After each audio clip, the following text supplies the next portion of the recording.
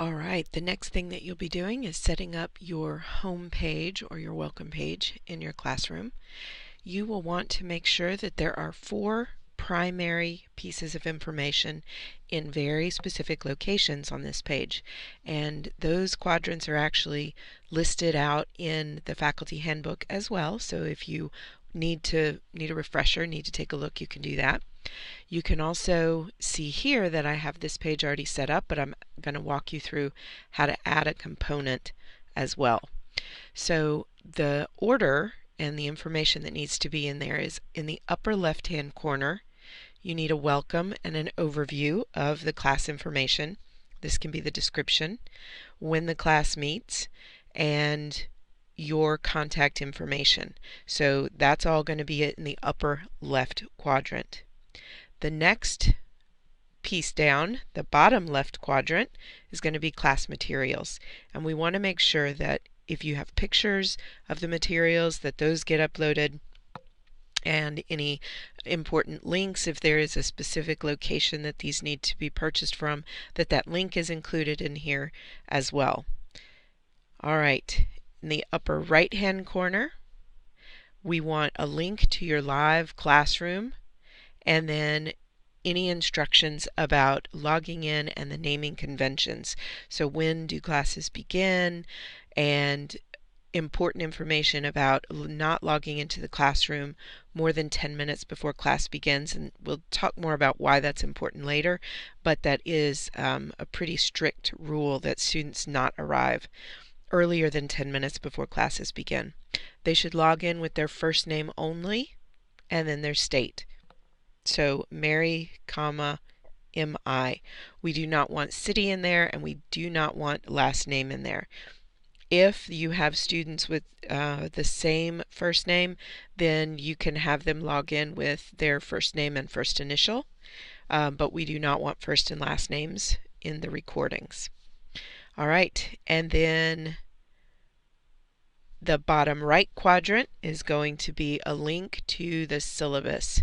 So some teachers put just a link to the file. Other teachers have both the file and the information in here. Most times the syllabus is kind of long to put all of the content actually on the page, and you want people to be able to download it, print it off. You want them to be able to have that file that they can carry away with them.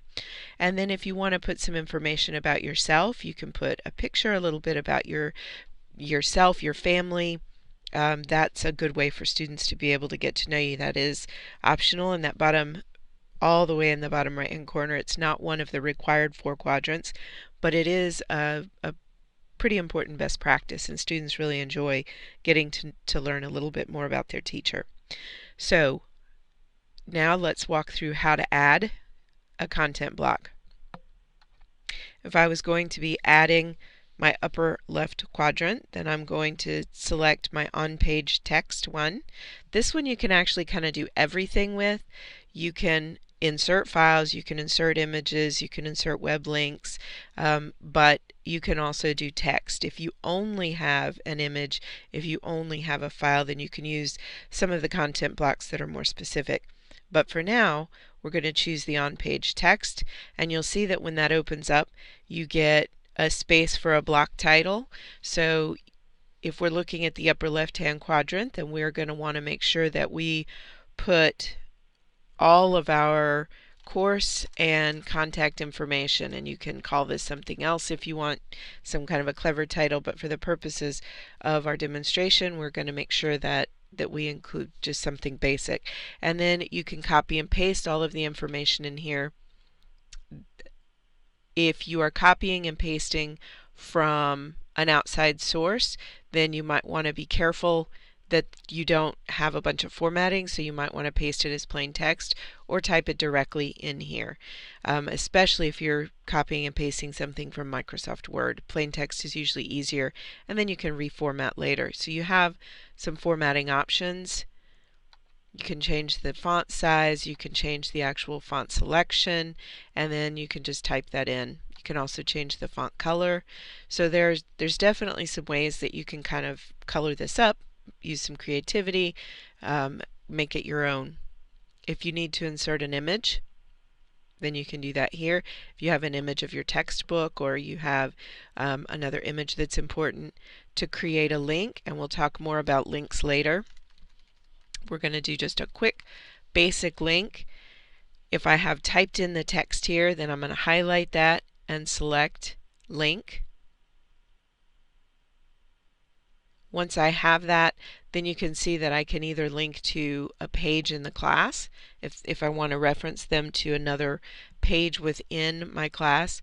If there's a specific file that I want, then I can load that, or an email address. But this is a website, so I'm going to have this information in there, and you can actually see that even if this is all that I have, so this isn't actually a website link, this is just a name, but the actual website is still correct. So if I were to hover over this, you can see down in the bottom corner that it is actually going to take me to the correct website. So that's just a quick introduction to adding content blocks so you can get your basic information up on your welcome page, and your students will have some content in there and know what's coming. You want to make sure that you do not post the classroom link, the link to access your classroom, until just a couple of days before classes begin. So you see up here we have live link coming soon, and when that this link will become the link to the classroom, and then I'll edit that text a little when classes begin.